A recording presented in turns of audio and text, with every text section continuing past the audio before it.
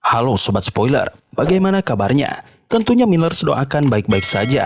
Jumpa lagi di channel Sektor Spoiler. Pada video kali ini, Millers akan bahas kelanjutan cerita dari Donghua series Renegade Immortal episode 97. Seperti biasa, Millers mau ingatkan lagi bagi Sobat Spoiler, karena video ini mengandung spoiler, Mimin sarankan untuk tonton dulu episode-episode sebelumnya, biar ngerti jalan ceritanya. Tapi buat Sobat Spoiler yang gak sabar dan udah siap dengerin kelanjutan ceritanya, langsung saja kita gas ke ceritanya. Di episode sebelumnya, setelah kekuatan besar Situnan bangkit dari tubuh Wang Lin, seluruh sekte pemurnian jiwa diguncang, membuat Zukuzi pergi dengan rasa takut dan hina. Dengan satu raungan, hujan berhenti dan awan tersapu bersih, menunjukkan wibawa mantan Suzaku generasi kedua itu. Ia memberikan penghormatan terakhir pada Dutian yang setia, dan berjanji akan membangkitkan kembali sekte pemurnian jiwa. Wang Lin pun ditinggalkan dengan kesedihan dan semangat membara untuk membalas dendam kepada Zukuzi. Bersama Situnan, ia memulai perjalanan ke Kutub Utara, membahas banyak rahasia penting, termasuk alam ji dalam dirinya dan ancaman kristal planet yang mampu mencuri jiwa semua makhluk hidup di planet mereka. Dalam perjalanan itu, Situnan sempat menyerap kekuatan para kultivator klan Dewa Abadi dan menghilang, memicu reaksi berantai dari kekuatan-kekuatan besar di benua Suzaku. Klan Abadi, sekte mayat dan sekutu lainnya mulai menghidupkan kekuatan kuno. Pertempuran besar pun terjadi, termasuk kebangkitan mayat raksasa yang berubah menjadi pohon reinkarnasi. Saat pasukan musuh terdesak, Situnan secara diam-diam mencuri kekuatan pohon tersebut, membuat leluhur keempat marah dan mengejarnya. Pelariannya membawa mereka ke tanah api kecil yang penuh kabut dan es, tempat tubuh anak iblis tersegel. Di sana, Situnan bertarung dengan leluhur keempat dan menyatu dengan tubuh anak iblis itu demi bangkit kembali. Sementara Situnan tertidur, Wang Lin mulai memahami betapa besarnya bahaya yang mereka hadapi. Ia menyadari bahwa kristal kultivasi bintang yang dulu dianggap harta, ternyata adalah alat kejam yang mencuri jiwa dan memberi kekuasaan absolut. Situnan telah menyabot alat itu, namun jika segelnya lepas dan Zukuzi menguasainya, hidup Wang Lin bisa berakhir seketika. Menyadari semua itu, Wang Lin memutuskan untuk meninggalkan planet Suzaku. Tujuannya jelas, menemukan pengamat agung dan menghancurkan sistem kejam yang selama ini mengatur takdir para kultivator. Di episode selanjutnya, sebelum meninggalkan planet Suzaku, Wang Lin melakukan berbagai persiapan penting. Ia ingin memperkuat kembali bendera 1 miliar jiwa yang melemah dengan menangkap jiwa-jiwa dari medan perang, termasuk jiwa pemimpin sebagai inti kekuatan. Ia juga membawa darah leluhur klan setan raksasa yang sangat penting bagi tubuh aslinya yang tersembunyi di bulan. Tubuh itu membutuhkan aura dewa kuno dan energi spiritual sangat besar agar bisa mencapai kekuatan bintang 4. Tahap yang bisa membuatnya setara dengan kultivator tingkat ascendan. Namun, ancaman besar bernama Tuosen, dewa kuno bintang 8 masih membayangi. Di tengah semua ini, Wang Lin memutuskan untuk pulang ke Chu dan mengantar Zouru. Namun perjalanan tak mudah. Langit dipenuhi awan hitam dari klan Abadi yang sedang menyerbu benua Suzaku. Wang Lin membunuh banyak dari mereka, tapi karena jumlah musuh terlalu besar, ia akhirnya bersembunyi dan melanjutkan perjalanannya secara diam-diam. Perang besar terjadi di seluruh planet. Negara-negara budidaya tingkat rendah hancur, dan bahkan negara tingkat 5 seperti tinta air dan peoni ikut berpihak pada musuh. Qian Feng ditunjuk sebagai pemimpin pasukan Suzaku dalam pertempuran besar kedua melawan musuh. Saat suasana semakin kacau, muncul sosok mengejutkan, Yun Kuzi, saudara seperguruan Zukuzi. Ia menyerang Zukuzi secara mendadak dan mengungkap identitas aslinya sebagai leluhur kedua klan Abadi terbuang, mengguncang seluruh dunia kultivasi. Sementara itu, Wang Lin bertemu dengan pria bertopi jerami yang ternyata adalah Zhou Wutai, salah satu calon Suzaku. Mereka mengenang masa lalu sambil minum anggur, dan Wang Lin mulai menyadari bahwa dirinya hanyalah bagian dari rencana besar yang telah dirancang sejak lama. Di sisi lain, Yun Kuzi bertemu dengan Chu Yunfei. Ia tidak ingin membunuhnya, tapi mengusirnya dari planet Suzaku agar tidak menghalangi rencana besar yang sedang dijalankan. Ia menggunakan sihir untuk melukai Chu Yunfei secara halus dan memaksanya pergi. Yun Kuzi dan sosok ilusi yang menemaninya lalu menghilang. Tapi Zukuzi muncul tak lama kemudian dan menantang duel 3 bulan lagi. Yun Kuzi menerima tantangan itu karena ia punya alasan besar untuk menunda pertarungan. Yun Kuzi menjelaskan bahwa jika Zukuzi mati tiba-tiba, maka ia bisa menghancurkan kristal kultivasi bintang, alat yang menyimpan sebagian jiwa semua makhluk hidup di planet ini. Jika itu terjadi, seluruh planet akan musnah dan aliansi budidaya pasti akan datang membalas. Karena itu, Yunkuzi ingin mengatur suksesi Suzaku secara halus agar bisa mengendalikan planet dari balik layar. Namun, rencana ini terganggu karena para leluhur dari klannya bertindak terburu-buru, dan identitasnya sebagai anggota klan abadi pun terbongkar. Yunkuzi telah menyiapkan 4 kandidat Suzaku baru, Qianfeng yang kemungkinan akan dijadikan wadah oleh Zukuzi, Liu Mei yang akan menjadi lawannya, Zixin yang bisa mengendalikan Qianfeng jika ia dijadikan wadah, dan Zhou Wutai, anak dari garis keturunan naga hijau. Namun kandidat yang paling menarik bagi Yunkuzi adalah Wang Lin, yang berkembang pesat dan memiliki kekuatan misterius. Baginya, Wang Lin adalah kunci dari seluruh rencana besar ini. Zhou Wutai memberitahu Wang Lin bahwa topi jeraminya adalah simbol kepercayaan dari Yunkuzi, yang sebelumnya juga diberikan pada Zixin. Wang Lin pun menyadari bahwa dirinya adalah bagian penting dari permainan besar ini. Meski begitu, ia tidak marah atau menolak. Ia hanya berkata tidak akan menemui Yunkuzi. Sebelum berpisah, Zhou Wutai meminta sebotol anggur, sadar bahwa tak lama lagi semuanya akan berubah. Permainan besar akan mencapai puncaknya, dan Wang Lin, suka atau tidak, berada di pusatnya. Setelah menyerahkan sebotol anggur dan menerima semua batu giok dari Zhou Wutai, Wang Lin akhirnya membaca isi batu tersebut. Di dalamnya, terungkap bahwa Liu Mei yang terlihat lembut ternyata berhati dingin dan penuh perhitungan. Informasi ini tidak mengejutkan Wang Lin, karena ia sudah lama curiga. Tanpa ragu, ia menghancurkan batu giok tersebut dan bersiap kembali ke tanah kelahirannya di negara Chu. Chu sudah sangat berbeda dari yang ia kenal. Langitnya diselimuti awan hitam. Tanahnya dipenuhi tanaman aneh yang bisa bergerak, dan klan abadi yang terbuang kini menguasai hampir seluruh wilayahnya. Bahkan banyak warga yang ditandai dengan tato aneh. Melihat semua itu, Wang Lin sadar bahwa tanah kelahirannya kini telah berubah menjadi tempat yang kelam dan berbahaya. Setibanya di kampung halaman Zouru yang kini kosong, Wang Lin menghindari sekte awan langit yang telah dikuasai musuh. Ia segera menuju makam abadi, di mana sebuah tanaman raksasa tumbuh tinggi menjulang. Ia melihat ini sebagai kesempatan emas karena tempat itu tampaknya tidak dijaga ketat. Ia pun menyusun rencana untuk menyusup ke dalam tanaman raksasa itu. Setelah mengamati, Wang Lin menemukan bahwa tanaman tersebut hanya bereaksi terhadap energi fisik dan spiritual, tapi tidak terhadap jiwa. Dengan pengetahuan ini, ia menciptakan baju zirah dari fragmen jiwa dan menyamarkan dirinya dengan roh Qilin sebagai pelindung.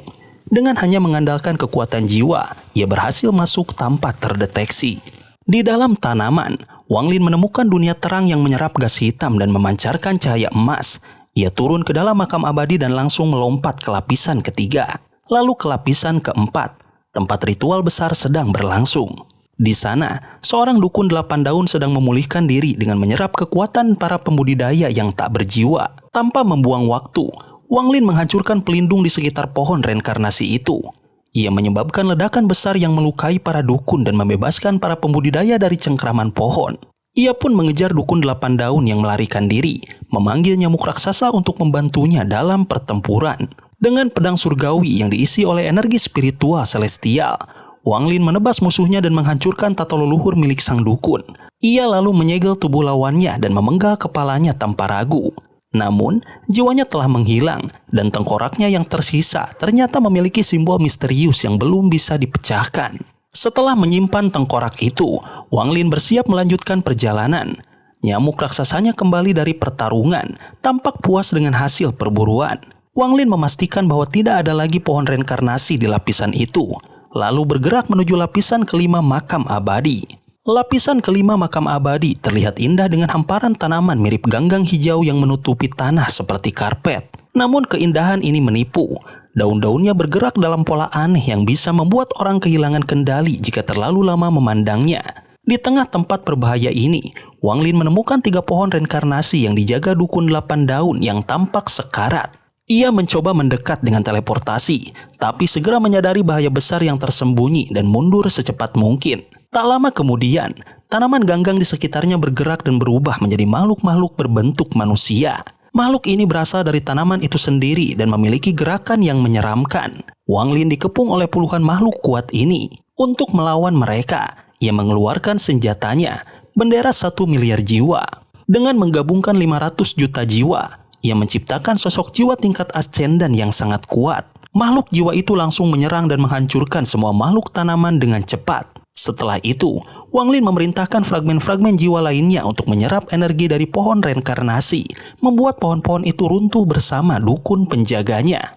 Dengan cara yang sama, ia melanjutkan ke lapisan ke-6 sampai ke-10, menghancurkan semua pohon dan mengalahkan setiap dukun 8 daun yang ada. Namun, sosok jiwa ascendan akhirnya pecah karena kehabisan energi. Dari semua lapisan itu, Wang Lin berhasil mengumpulkan 19 tengkorak dukun 8 daun yang mengandung tato dan energi misterius. Tengkorak-tengkorak ini diyakini menyimpan kekuatan penting dari klan abadi. Saat ia tiba di pintu masuk lapisan ke-11, ada suara panggilan misterius dari dalam. Ia pun membuat formasi teleportasi sebagai jaga-jaga, lalu masuk ke dalam lorong gelap yang dipenuhi kabut hitam. Di lapisan ke-11 yang kecil dan dingin, Wang Lin melihat cairan merah seperti darah mengalir di sepanjang saluran. Di tengah ruangan itu, melayang seorang wanita cantik dengan tato 9 daun di dahinya. Wanita itu adalah Meiji, salah satu leluhur tertinggi klan abadi. Aura iblis menyelubunginya. Ia mencoba menggoda Wang Lin, tapi Wang Lin menunjukkan kekuatan dan ketegasannya. Meiji akhirnya membuka jalan keluar, tapi meminta Wang Lin meninggalkan fragmen jiwanya. Wang Lin menolak dan segera pergi. Tidak ingin kehilangan kesempatan, Meiji memanggil gulungan sihir yang memunculkan 2 makhluk raksasa, naga dan harimau. Kedua makhluk itu mengejar Wang Lin sampai ke lapisan pertama. Di sana, Wang Lin mengeluarkan gulungan kunonya sendiri. Aura dari gulungan itu sangat kuat dan membuat naga serta harimau berhenti. Dari dalam gulungan muncul sosok wanita samar yang mengejutkan Meiji. Ternyata, gulungan itu adalah artefak kuno yang dihormati klan abadi.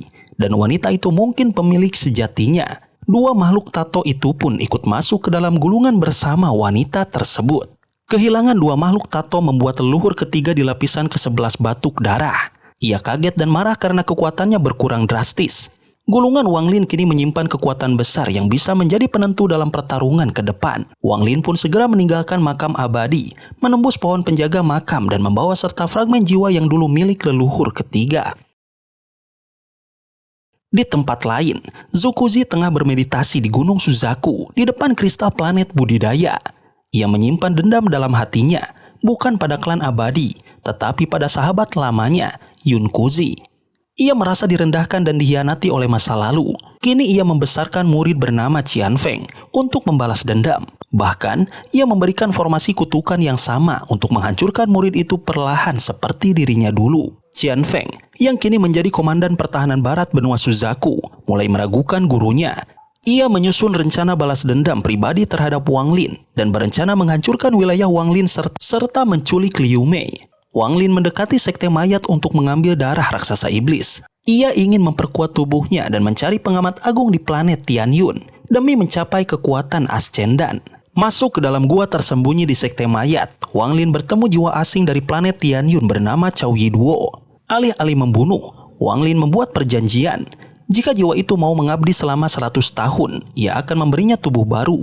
Setelah itu, Wang Lin masuk ke lorong sempit tempat ia dulu berkultivasi. Di tengah lorong yang gelap, ia mendengar suara lirih memohon pertolongan.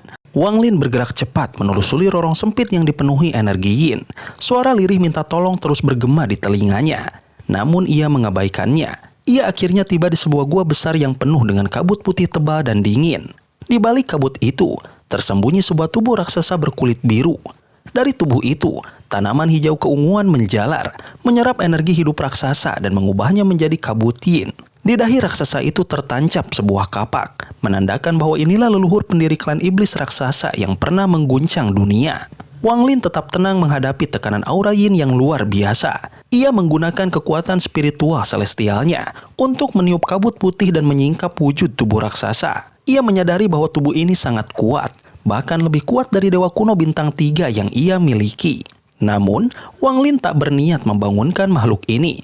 Ia hanya menginginkan darahnya. Ia tahu tanaman yang menjalar di tubuh raksasa itu merupakan bagian dari segel. Jika segel itu rusak, raksasa itu bisa bebas dan menjadi ancaman besar. Tanpa basa-basi, Wang Lin mulai mengambil tindakan. Ia mencoba memotong tubuh raksasa dengan pedang langit. Tapi tubuh itu begitu keras, sehingga bahkan pedang celestial pun terpental. Ia lalu mengubah pendekatannya dengan menangkap dan menekan akar tanaman ke tubuh raksasa. Gas hitam muncul, memberi Wang Lin ide untuk menyalurkan luka dan mengumpulkan darah menggunakan botol giok miliknya. Perlahan-lahan, ia berhasil mendapatkan darah yang ia butuhkan, meski hanya setetes demi setetes. Tanaman di sekitarnya tampak gentar dan tidak berani mendekat lagi. Meski suara raksasa terus merintih minta tolong dan menjanjikan harta karun besar, Wang Lin tetap tidak terpengaruh. Ia tahu betul bahwa membebaskan makhluk sekuat ini tanpa kendali hanya akan membawa bencana. Bagi Wang Lin, misi utamanya hanyalah mendapatkan darah untuk tujuan kultivasinya. Ia tidak ingin terlibat lebih jauh atau menerima janji kosong dari seseorang yang bisa menjadi musuh di masa depan. Wang Lin tetap tenang meskipun tawaran harta karun dan permohonan yang datang dari tubuh raksasa Lei Ji semakin mendekat. Ia tahu bahwa jika makhluk itu dibebaskan, ia sendiri bisa menjadi target utama. Karena sebelumnya pernah menyegel dan membunuh para anggota klan iblis raksasa. Wang Lin menggunakan bendera pembatasannya untuk menyegel tanaman parasit yang menutupi tubuh Lei Ji, lalu mengambil darah dari leher raksasa itu. Tawaran untuk menjadi tunggangan dan iming-iming harta karun tidak menggoyahkan hatinya.